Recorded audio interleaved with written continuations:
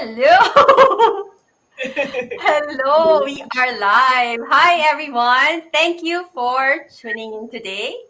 My name is Luville. I'm based here in Alberta, Canada, where it is now 7 a.m., October 9th, Sunday, for another live episode of Weekend Bytes, your weekend go to guide on digital business and more. And ladies, Yes, yes, yes, Louise. It's 9 p.m. It's 9 p.m. here in the Philippines. So I'm Mel. So I'm an accountant by profession, a foodie, a wife, a pet mom, and also a proud digital business owner and mentor for more than 2 years now. Coming to you live from Manila. And hello everyone, it's 5 p.m. here in Dubai, UAE. My name is Liz and I am also a fur mom. I'm an OFW for more than 14 years in the retail and distribution industry and also a proud digital business owner and mentor for more than 2 years now. Hello, and thank you for joining us. Yes. Hello. Good evening from Manila. I'm Ayin. I'm a wife, I'm a mom, and a digital entrepreneur. Turning 3 years this week. and yay! Happy Anib! yes, thank you.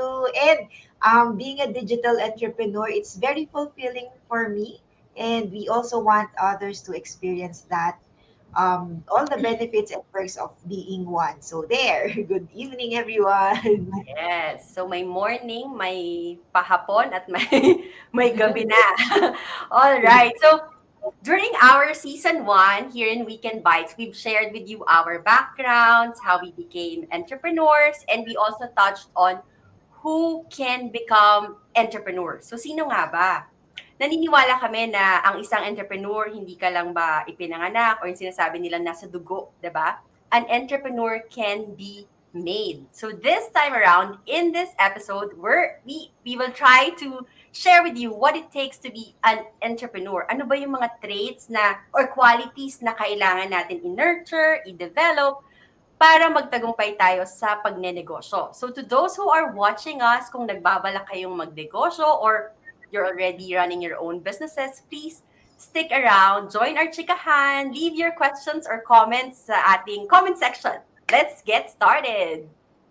Yes, thank you, Loville. So, first muna, ang ating unang-unang characteristic, a successful entrepreneur should have a vision and he or she must be committed. So, but first and foremost, tingnan muna natin, you should ask yourself what made you start your business and what's your purpose. Because every successful endeavor starts with a strong why.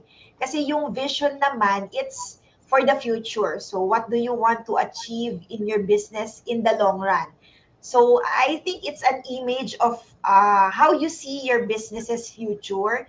And it's very important because if you have a vision, if clear yung vision mo, it will provide you with a sense of direction in the business. And I think it also helps you channel your energy in the things that matter. Kung may, for example, may bagay or issues sa business na hindi naman makakatulong sa'yo, divert your energy or attention to the things that will help you reach your goals and keep you on track with your vision. So, yung vision nyo, it will help you plan and come up with actionable goals.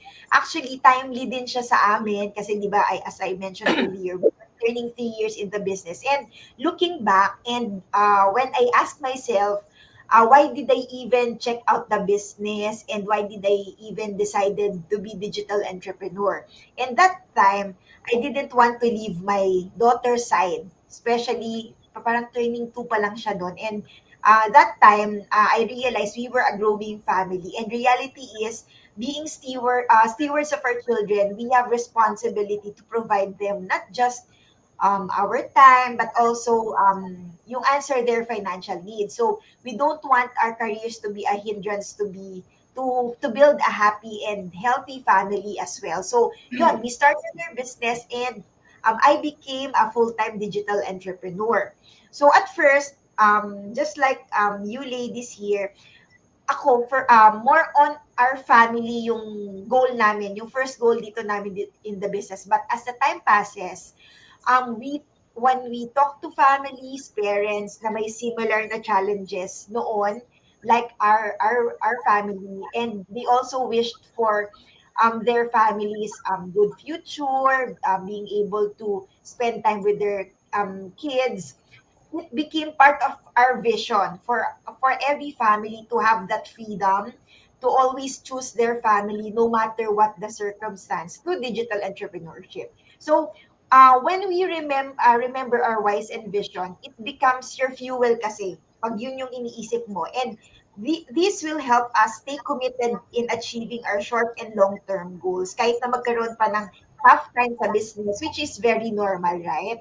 So yun, we dedicate our time, effort, and heart into the business. So that's what important. And yun yung first and foremost na characteristic ng isang digital successful business owner.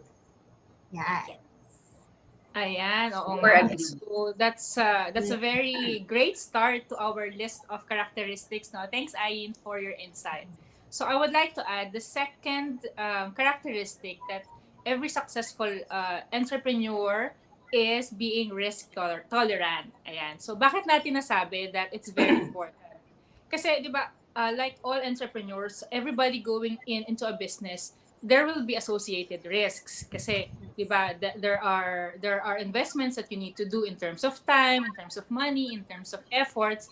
And of course, you need to be able to make sure that, you are ready to face all of these risks. Di ba? Sabi nga ng Facebook founder, Facebook is one of our mostly used platform, especially in this type of business that we're doing. Sabi ka ni paring Mark, di ba? Let me quote, Yes, close. Talaga. the biggest risk is not taking any risk. In a world that's changing so quickly, the only strategy that is guaranteed to fail is not taking any risks. Ayan. So parang sabi nga niya, di ba? There's always an associated risk with any endeavor, whether it's a business, it's a personal choice, di ba? But we need to make calculated risks. Hindi naman tayo basta-basta lang sasabak sa isang business, isang negosyo, na hindi natin alam kung ano yung papasukin natin, di ba? But we need to be ready for any possible failure that might happen, di ba? So, siguro the important thing to learn from here is that what should we make of that failure? Should we let it, make us disheartened, mawalan ba tayo ng kumpiyansa sa sarili natin? Or should we make it as a stepping stone for success? Diba? I think it's better to use those failures as lessons. Ma-apply natin yung mga lessons na yon into maybe our next strategy in the same business or maybe in another type of business. Diba? Kasi for us, for example, kami ni Ian, wala kaming business background before we started this digital business. So talagang this is the first type of business that we've dealt with. And of course, with any new learnings, diba, there are things that maybe you could have done differently. But sabi nga natin, as an entrepreneur, we are ready to take those risks in. Ayan. So, Yes. some risks give your business a competitive advantage and increase your chances of success. Siguro ang thought process natin as successful entrepreneurs is that, what if it doesn't work? Diba? Hindi ganon. Ang question natin is, what if it works? Ayan. So that is our second characteristic. Ask the right Oh. questions, no? Yeah, that's true. Yes, tsaka Oo. na-realize din namin na parang yung pagiging risk taker, it comes with the job description ng pagiging entrepreneur eh. Hindi nawawala. Agree. Yeah. And it's something that is being learned. Hindi siya yung, like, in my case, hindi ako risk tolerant masyado. Risk averse ako given my profile and also yung background ko din.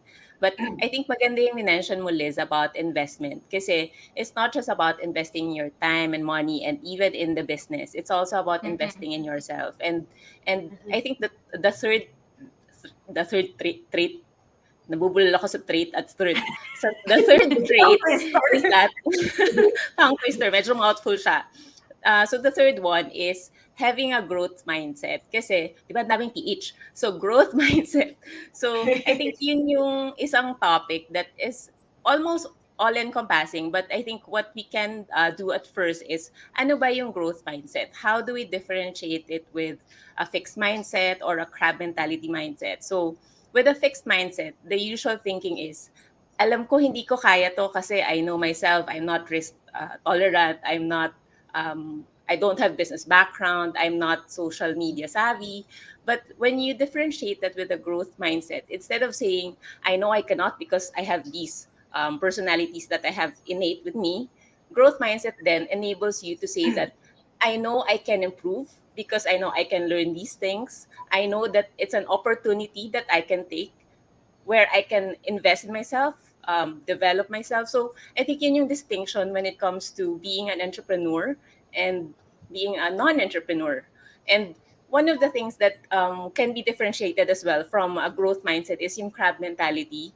Somehow connected siya with a fixed mindset. Kasi when you have a community of business owners, minsan 'di ba hilahan pababa. When you see, when you start comparing yourself with others, sometimes you would think na, oh, bakit siya ganyan? Bakit ganito, ganyan? What I'm grateful for in this community is hindi siya ganon. So people actually lift each other up. So yun yung I think one mature characteristic of having a growth mindset. And then the third aspect about growth mindset, medyo na-mention to ni Liz kanina eh. It's about failures. Kasi I think when you are an entrepreneur, kailangan ready ka with rejection. Not everyone will welcome your idea. Not everyone will have an open mind when it comes to your idea. So I think yun yung isang important of a successful entrepreneur. Siguro si paring Mark, many times na siyang na-reject, di ba? And so many other tycoons have been rejected. But look at where they are at now, di ba? So sometimes it also requires some maturity and thick-skinned in a way to accept rejection and learn to process the lessons from that experience. Di ba? Yes.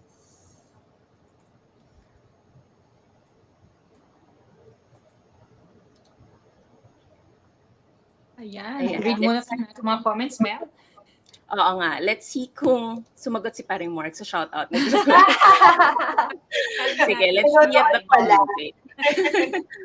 Eto, si paring Christian ang nandito. Hello from Dubai. And then we also have Joanne. Hi, ladies. Hello. Hi, Hi, Joanne. Joanne.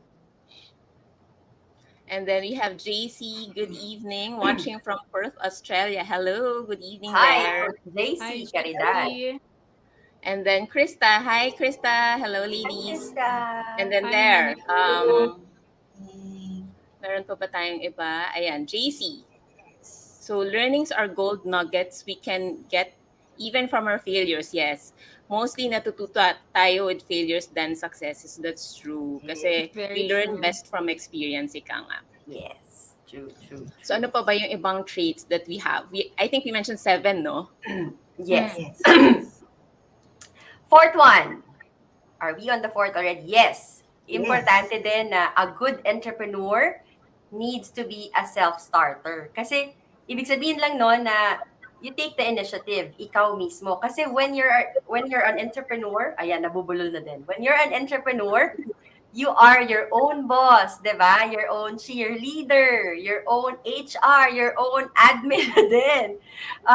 You have to rely on yourself when it comes to business directions, pati na din day-to-day operations, especially for those running home-based businesses or solopreneurs like us, ikaw talaga lahat eh.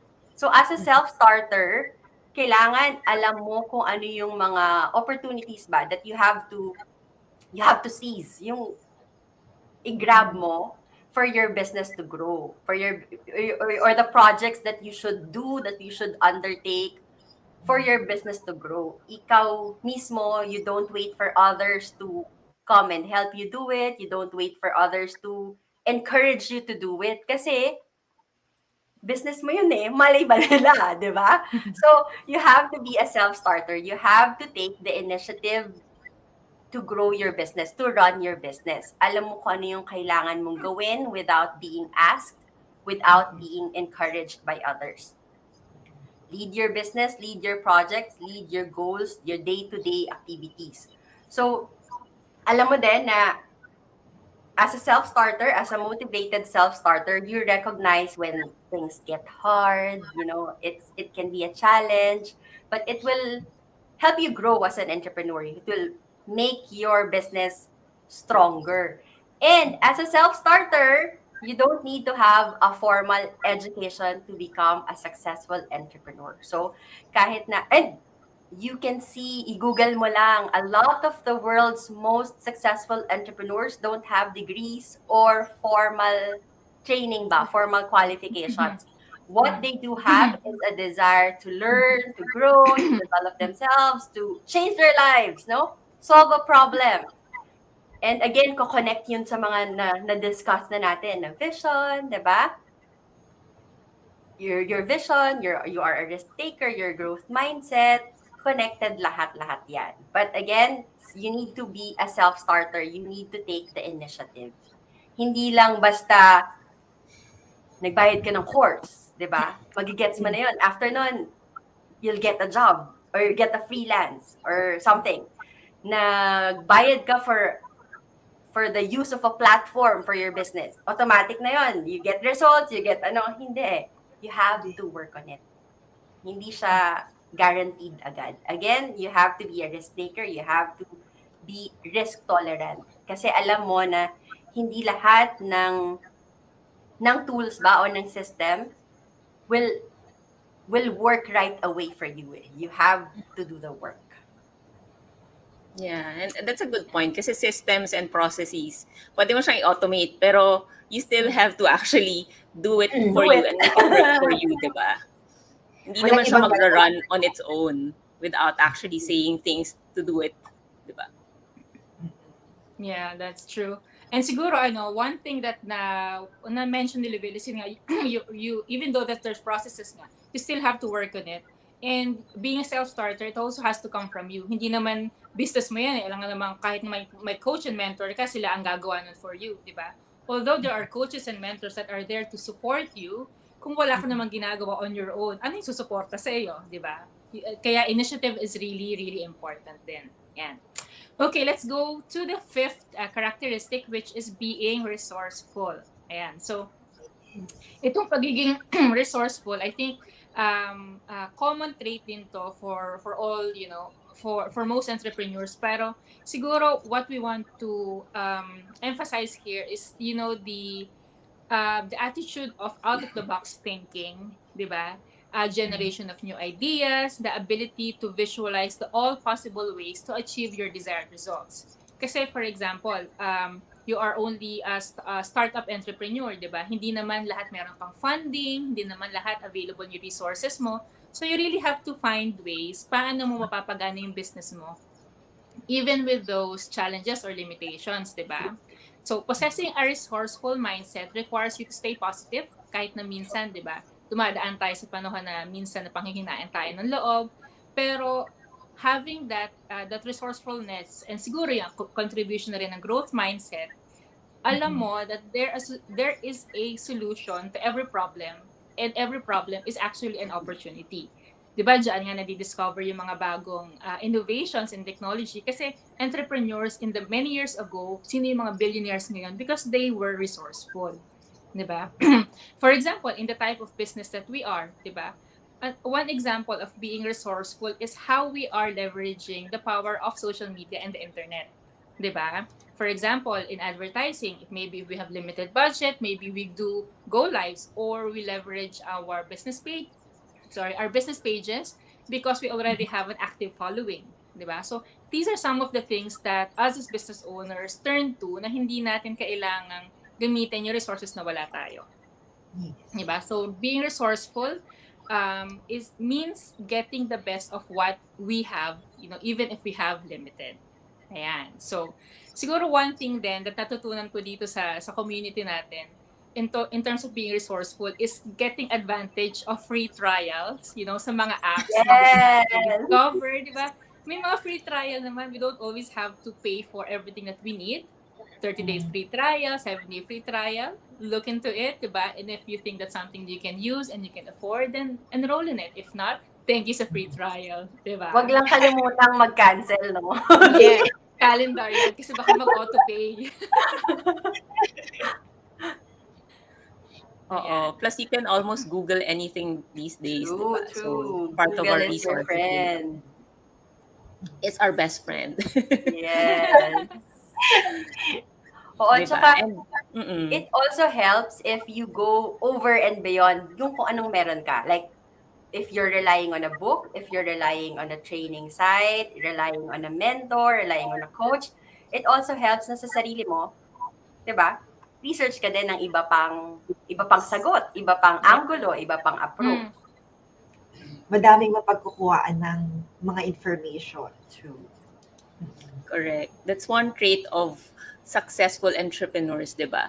And related to being resourceful is also being adaptable, 'di ba? Hindi siya yung how would I say it? When you are adaptable, hindi ka yung medyo related din siya actually with the fixed mindset. Hindi ka stuck with the traditional thinking na, let's say for example, we have a lot of traditional business owners in the community and they did the traditional advertising before, word of mouth or giving out flyers or even doing radio and TV advertisements. But what we've learned in our previous years as digital business owners and what we've shared as well in the past episode is that we can actually harness a lot of tools and technology nowadays, like for example leverage social media and other online platforms. So these are things that can be learned and we also need to adapt kasi pag hindi tayo nag-adapt, we will just be left behind with all the technology that's coming in and we're not able to make the most out of the time that we're actually spending on social media anyway, right? So yun yung isang magandang successful trait of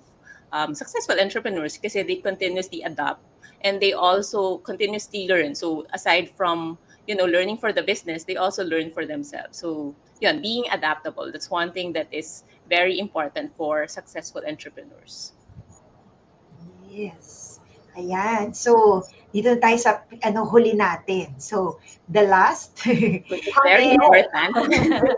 one of the most essential characteristics of a successful entrepreneur, you must be resilient. So yan, in any business naman, may mga challenges yan, like what you've said earlier, ladies. May mga unpleasant naman mga nangyayari. Hindi madali. Kasi if madali yan, lahat na tayo siguro milyonaryo, di ba? So, an entrepreneur must recognize that these challenges and failure they are just part of any business. So, yun yung talagang dapat i-recognize mo na part siya.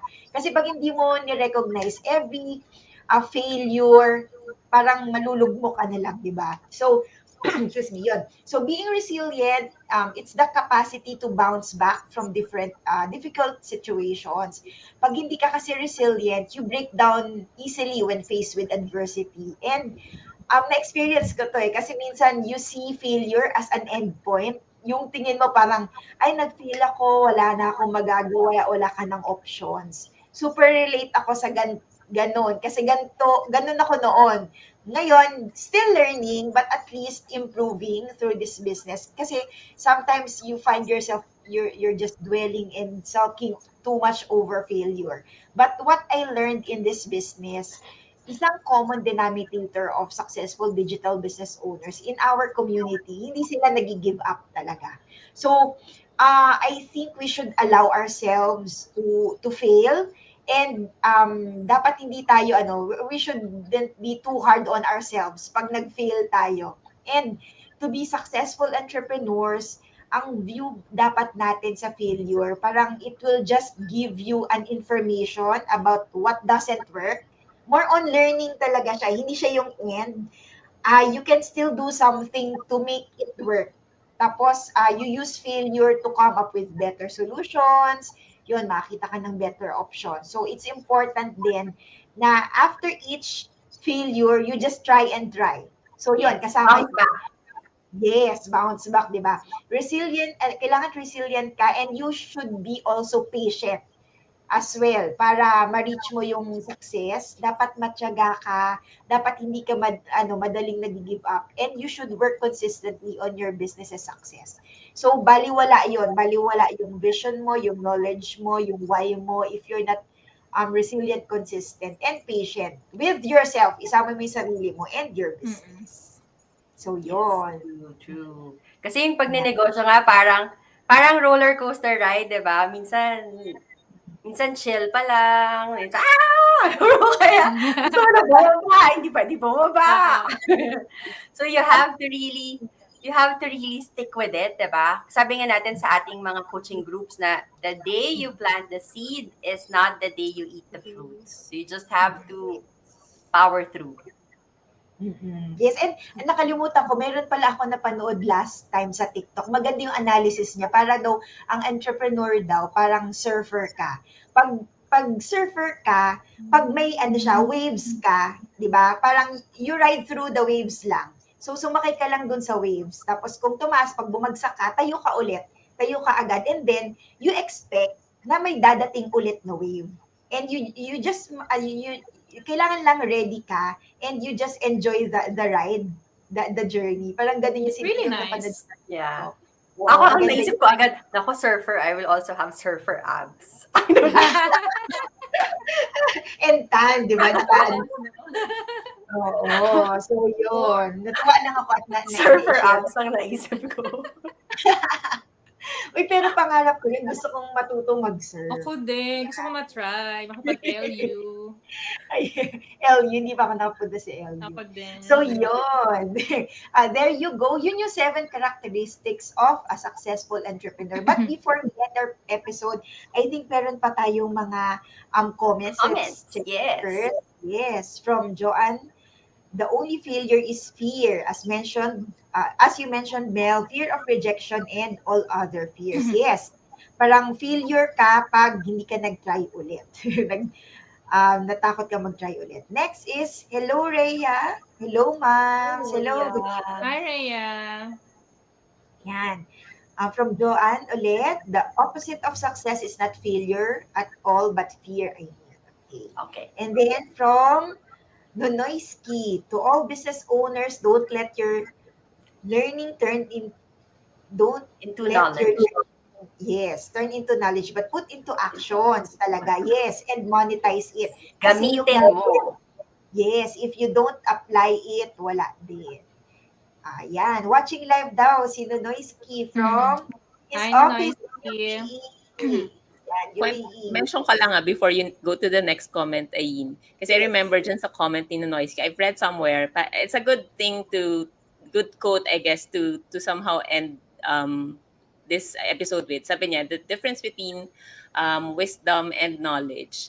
Kasi knowledge is just learning about things and, just keeping it in your mind. But wisdom is actually putting that knowledge into action. So, yun yung parang distinction na binigay niya. Yes. Yeah. Thank you, Very Mel. Ayan. Si Angel din, nanonood. Hello, ladies. Hi, Good Mami evening. Angel. Yan, yes na yes sa pag-bounce back. Yeah, and bounce back better, no?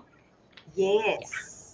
And that, parang improved version, 2.0, like, Or 3.0.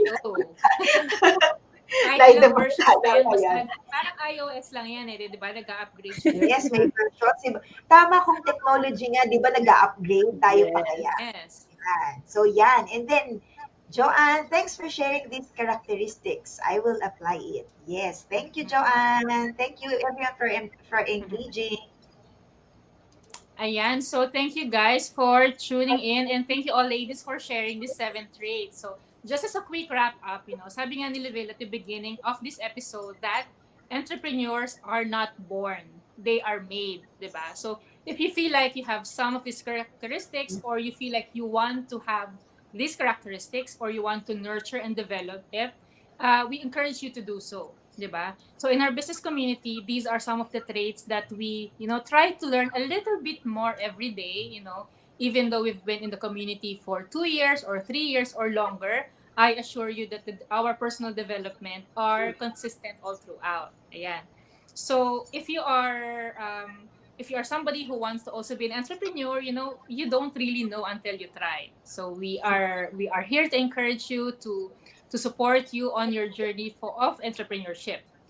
And for those who are also interested to check out more about the type of entrepreneurship that we are in, we will be flashing our website towards the end of this video so you can reach out to us. You can learn more about this business that we are running. And once you subscribe to our website, once you register your name and email address, then you will get all the information that we will share with you. And you can also catch one of our live webinars or our replay. Ayan. So some of the information videos actually tell you more about entrepreneurship. So we hope you look forward to that. Yes. Ayan. So this is it for episode 2 of our Weekend Bites. We hope you learned something new. We hope you learned something from us and we're able to give value to the time that you spent with us. We hope to see you on the next episode. This is us signing off for today. Thank you, everyone. See you next Bye. Thank time. Bye. Thank you.